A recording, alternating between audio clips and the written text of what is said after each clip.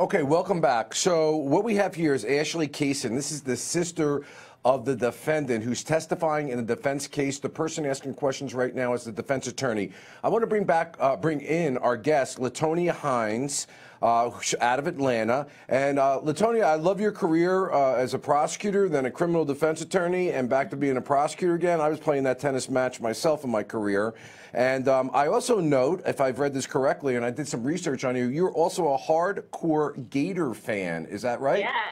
Okay. Yes, definitely. All right. Well, welcome to the show, Latonia. And so, listen, you've got great perspective here because, like me, you've been on both sides of the equation, and that gives us a lot of powerful tactical stuff here. So what do you think the defense is doing right now by putting this sister up right here, talking about the bed and basically rebutting the idea that the victim could have been tied or handcuffed to the bed? That we know the truck was never processed. There was some testimony about that. And the cameras versus no cameras testimony she's giving. I think it's pretty important what they're getting out. What are your thoughts?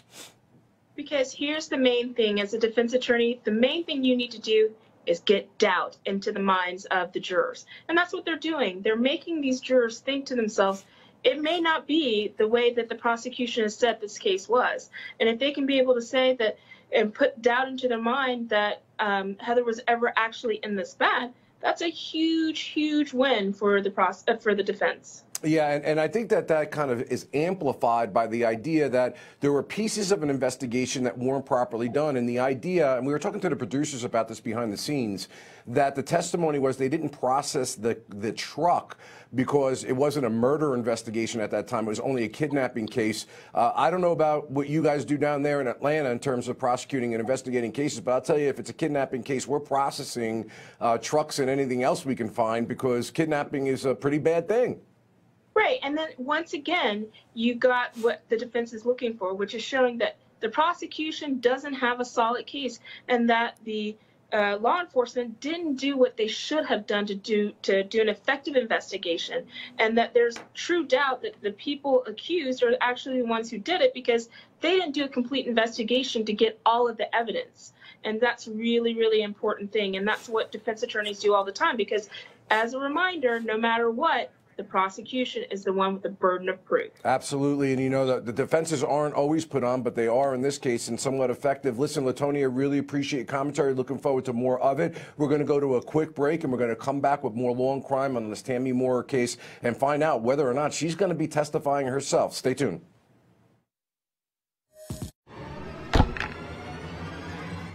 Okay, welcome back to Law&Crime Network. As we indicated before, the Wimpy trial is still going on. The defendant is on the stand. You can go to lawandcrime.com and watch that. But I hope you stay here with me and Latonia because I know we're going to have some really sparky conversation. Latonia, real quick before we go back into court, I want to finish a point. The defendant yesterday indicated through the court, through the attorney, that they are going to be, the defendant is going to be testifying today. But you know what? That's not an absolute in my mind. And a lot of people in the chat room, and I love our chatters, they're wondering too, because the defendant can always back out at the last minute. And typically a defendant does not make that decision until all the defense witnesses have gotten done testifying, because you know what? You put the defendant on the stand, she may talk herself into a conviction on this very circumstantially weak case. Thoughts? Definitely. Whenever a defendant is getting ready to possibly take the stand in their own defense, it's like walking a tightrope over the Grand Canyon. I mean, it's a lot of room for error to happen. And what happens here is that right before that decision is made, the judge is going to do what we call a colloquy with that defendant, where they're going to go over and say, you have this opportunity to be able to testify, talk about, have you consulted with your defense attorney, all of these questions. And then ultimately the question is, have you made a decision of whether or not you would like to, if you're going to testify? And they make that answer. And so in this case, it's going to be very interesting because no matter what jurors say in voir dire, because you usually will ask them, are you going to hold it against the defendant if they choose not to testify? That's their right to do it. Right. most of the time, jurors still want to hear from the defendant. Right, and the judge really actually gives an instruction to tell them not to do that. But as I've said a million times before, Latonia, as the person who taught me when I was a baby prosecutor, jurors love to convict out of the mouth of the defendant. The Jason Van Dyke trial that we just did gavel-to-gavel coverage showed both what happens when you substantively fall apart with regard to what your testimony is, and moreover, your likability factor, which plays a big role. And I suspect she's not going to be very likable, and I think she's going to make a big mistake because the defense has a lot of opportunity here to drive a lot of railroad tracks through the state's case. Let's go back in the court, though, Latonia, and listen what's going on there, and we'll talk to you on the other end. Okay, welcome back. Hey, Latonia, so we have the defendant's sister, Ashley Kaysen, testifying here. I was able to get my arms around some of the points that were being made earlier in her testimony, and I believe one of our chatters is talking about this case because we also know Wimpy's on the stand, but I'm pretty sure it's this one, Karengo one, who said, is this guy just like wasting time on purpose? What is this circular driveway thing and all these little details in the last 10 or 15 minutes? I'm not quite sure myself. It's a little bit unclear why we're spending so much time about it. I guess maybe trying to maybe refute some of the things the prosecution's saying could possibly happen.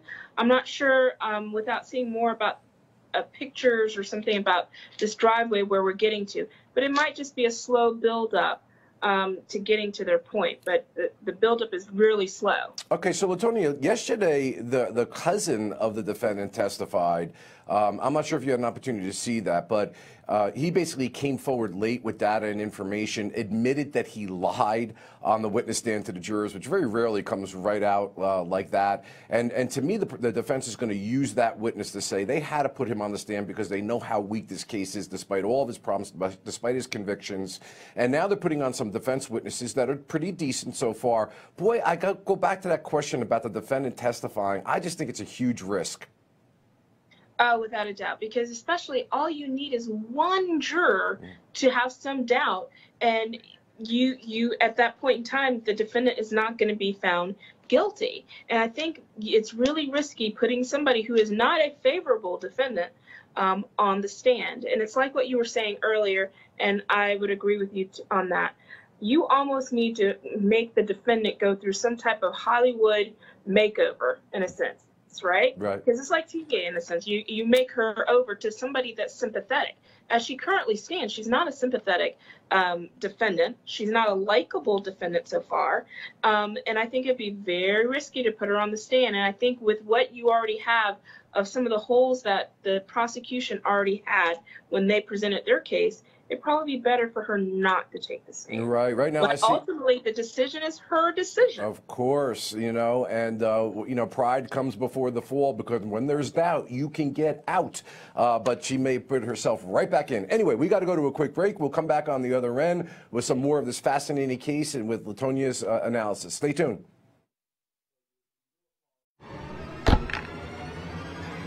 Okay, welcome back. Hey, Latonia, the chat room is going on fire here at the Law and Crime Network. And we heard everything from, the bed to the truck to the cameras to circular driveways to timing of certain things, and all the way up to and including the first time I've ever been involved in a trial where we're talking about vasectomies. Now, people are asking the question, what does this mean? Let's start with the last point first. I think the vasectomy thing's a big thing. I'm a little surprised the witness doesn't know the answer to the questions, and the attorney should know that the witness wouldn't know the answer to the questions. But part of the theory here is that the victim was pregnant. There's a lot about the pregnancy test, the box being found, not the applicator inside the home, and that is a result of this that Tammy Moore went crazy. And let's get into the tattoo issue in a minute. Do you think the vasectomy thing is a big thing? Is the defense going to show that this guy couldn't have gotten somebody pregnant? Well, that'll be a huge issue, because it goes back to, even though the prosecution doesn't have to prove it, motive. The reason why she would have wanted to kill her and do this in such a heinous way and kidnap her and do this whole plot that they've got out there. And if he really wasn't able to have a child, then that thought process would be flawed. And I think that's the point that they're trying to get out there. That's why the vasectomy is a big deal. I kind of have some issues with the way that the defense is kind of presenting their case. It's kind of choppy. There's an easier way, I think, to be able to pull all this information out. You don't have to. They don't have to do things in the same way that the prosecution did. Right. And right now I'm just having a little. It's kind of disjointed.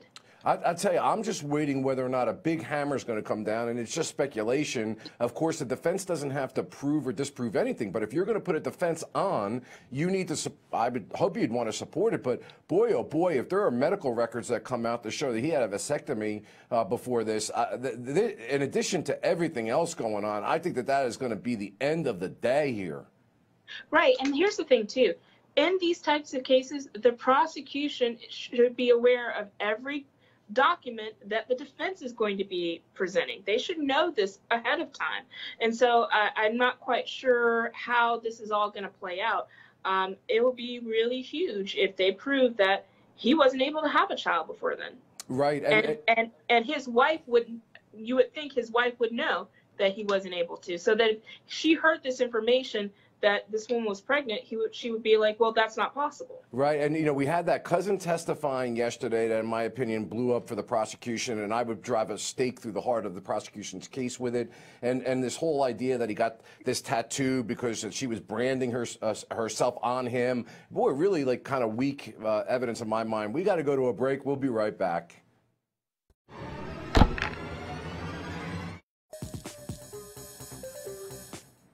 Okay, welcome back to the Law and Crime Network. We're just trying to get a little handle on here. There's a little bit of a sidebar, I believe, going on.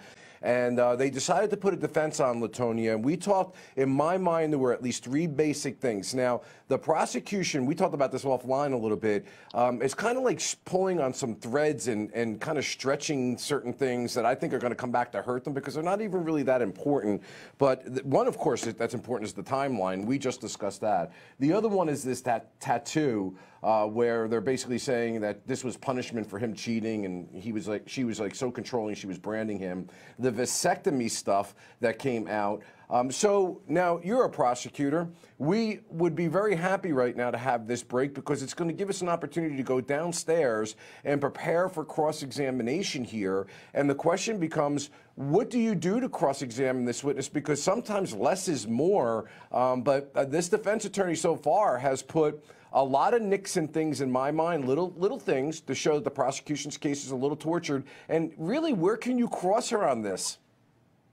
About the fact that she doesn't really know her sister or her brother-in-law as well as she thinks. And you get those questions in there. You ask her about things that she may not be able to answer because she truly doesn't know what they're like in their private lives. That's what you're going to have to be able to do and show a little bit of bias. She would have a reason not to necessarily be truthful, but I don't think we have that issue here. She seems pretty truthful, but the issue is going to be trying to show that maybe she doesn't know them as well as she thinks she knows them. And I think that's the best thing. Latonia, if I know that I don't have any concrete evidence to at least whack her real quick and spank her in the nose a little bit to show that she contradicted herself, a technique that I've often used is the bias technique you just said. You love your sister. You don't want to see anything bad happen to your sister. I understand. Thank you very much. And kind of like in front of the jury, make the point that you can't believe what she's saying, because if you start tangling with her and she's just reinforcing your story, all you're doing is getting it out a second time and not scoring any points. Right. And you have to be very careful. So you just basically, and you don't beat her up. You just say, you love your sister. You guys have been through thick and thin together. All of those types of questions, which shows that she would have a reason to have kind of a biased way of testifying for protecting her sister. Right, and then of course the classic redirect would be, I know we love playing these things out, engaging it, is getting up afterwards and saying, well, that's great what the prosecutor said. Of course you love your sister because she's a great woman, my client. But would that cause you to come on this witness stand and perjure yourself in this trial? And of course she would say no. It's a little gamesmanship that goes on. Yep, exactly. But even when you put that in your mind, most jurors are going to think to themselves, are you going to lie? Would you lie to save your relative? Right. Your sister. Yeah, wow. I love this case, and it is going to be fascinating. The big question mark here is, will she take the witness stand as she indicated yesterday after this testimony? Guys, listen, part of the show is, I love it. For those in the chat room, I love what you're putting in there, but it is time for Top Crime, so let's get to it. Here are today's top crime stories trending on Law&Crime.com and across the country. Dennis Hoff, the owner of several legal brothels in Las Vegas and a would-be politician, died at one of his brothels following a campaign rally. According to authorities, the 72-year-old author of Art of the Pimp was reportedly found dead at his Love Ranch Vegas bordello with no apparent signs of foul play. Hoff shocked pundits when he mounted a Donald Trump-style campaign and unseated a Republican incumbent in a Nevada state primary during the summer. Hoff's name will remain on the ballot, and if he pulls off a posthumous win, the seat will be considered vacant. A man accused of mailing envelopes containing white powder and threatening messages to Donald Trump's sons and a U.S. senator pleaded guilty in federal court in Boston. 25-year-old Daniel Friasello allegedly sent the letters to both Eric and Donald Trump Jr. with the suspicious white powder, which turned out to be cornstarch. Trump Jr.'s estranged wife, Vanessa, was briefly hospitalized after opening one of the letters but was later released. Friasello will be sentenced in January. Authorities are searching for a suspect who robbed a Subway sandwich shop in Gwinnett County, Georgia, and made sure to come back for his sandwich. The suspect, reportedly identified as 34-year-old Zachary Miller, can be seen on camera ordering a meal before hopping over the counter to steal money from the register. Miller then made a dash for the exit before realizing he left behind his food. Miller remains at large and has several active warrants in Tennessee and Georgia. Those were today's top crime stories. I'm Anthony Velez for Law & Crime. All right, Anthony, thank you. Latonia, I always tell my friends that when either myself or you are going out to rob a store, make sure you have the sandwich in your hand beforehand so you don't have to go back and get it. And even better, make sure your face is not majorly visible within a camera, which is just great. You're able to see the picture. But you know what? It might be advertising for Subway. It shows that, you know what? Hey, it doesn't matter. I might have robbed the place. The sandwiches are so good, I'm willing to risk getting caught. No, absolutely. If you get me a ham, salami, and provolone, and I'm robbing the store, and I can get like 3 blocks away, I'm going back to get it, especially if it's got the oil, the vinegar, and all the special spices. Yeah, exactly. So this guy showed that he has a dedication to Subway in more than one way, for the food and the money. You know, let's talk about this though as a prosecutor, right? When you see a video like this, you almost have to give the guy a little credit and take a little zip off the fastball because of the stupidity that he got himself involved in. It's almost endearing. No, not at all. Not for me. Not at all. I mean, just being a stupid criminal doesn't make you somebody who gets endearing. But what I tell you is, I don't know. But I think a plea should be very, very forthcoming. Well, would you have a different point of view if it was a blimpie? I don't know about that, but I think what's very interesting here is that you have this wonderful video.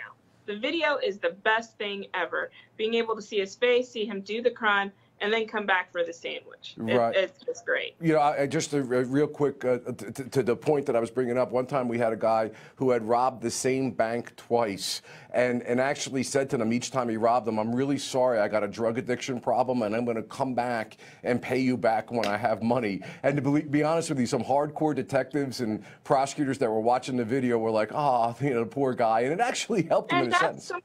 And I would feel that way too on that one, because obviously this person is so desperate and they've got such an issue and they're telling you and they're somewhat crying out, and you probably put them in some type of drug treatment program of some sort as a part of some type of plea, possibly. You never know what a man will do when they've got the munchies. There's no question about it. Hey, guys, listen, we got to take a quick break. We got a lot going on here in the Law and Crime Network. If you haven't already, why don't you go online, get in the chat room. We'd love to answer your questions. And thank you guys in the chat room for all the compliments and for all the questions that you're asking. Keep them coming. We'll be right back.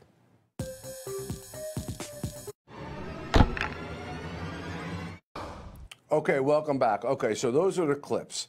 Latonia, let's break this down a little bit. We've discussed what a sequestration order is. Baltimore Joe, one of our often chatters in there, indicated that the judge didn't define what the sheriff's officer was saying by all of them having watched this live streaming of the trial. But just let's look in general parameters, because there's some disagreement in that chat room that there's not specific South Carolina law, for example, on this. But listen, as a prosecutor, I hope you feel the same way that I do. Just because you can doesn't mean you should. Because it's not just about winning the case, it's about making sure it survives appeal. And even though they may have violated that sequestration order, to deny a number of defense witnesses from testifying outright, to me, is a problem and creates at least an issue you don't want. Why? Because there was another remedy the judge could have fashioned, which is allow the prosecution to cross-examine them that they violated the court order and that their testimony may be skewed because they listened to other witnesses. What are your thoughts?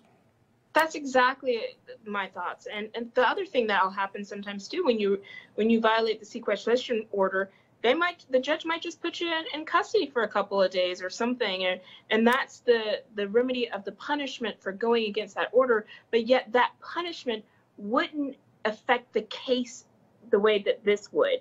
When you're precluding the defense from being able to put up parts of their defense, that's kind of a huge issue, and that becomes issues for purposes of an appeal.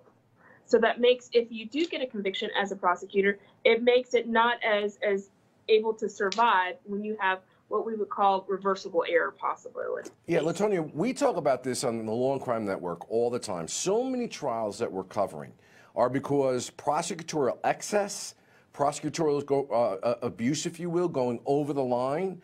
I always instructed my assistant prosecutors, look, you make a mistake, it gets reversed, it gets reversed. But if you go over that line on purpose and this case comes back, you've done an injustice to the victim's family, to the defendant, to the court system, and the case never gets better for the prosecution. Why is this going on like this? Why is the prosecutor not playing, as I like to say, chess instead of checkers here and say, you know what, I'd love to get those witnesses on the stand. I avoid reversible error or an argument on appeal, and now I can hammer them that they don't follow court orders.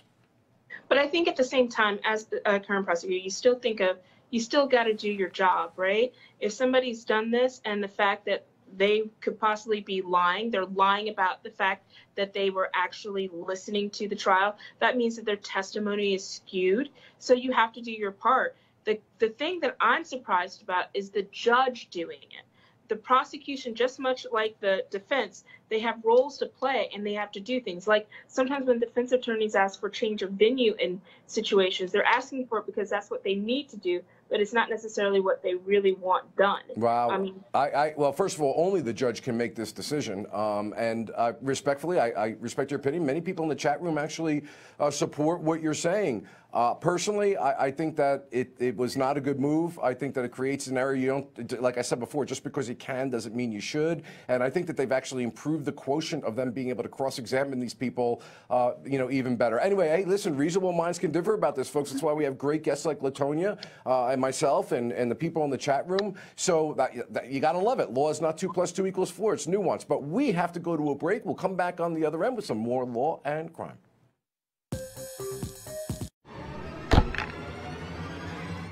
Okay, welcome back. We are listening to the defendant, Wimpy, on trial right now on the witness stand.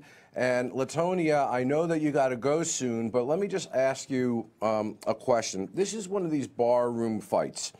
Now, as prosecutors, we get these cases all the time where, unfortunately, it may be a one-punch fight and craziness, the person goes down. But this is a scenario where the altercation occurs, he leaves and he comes back. What are your thoughts about his defense?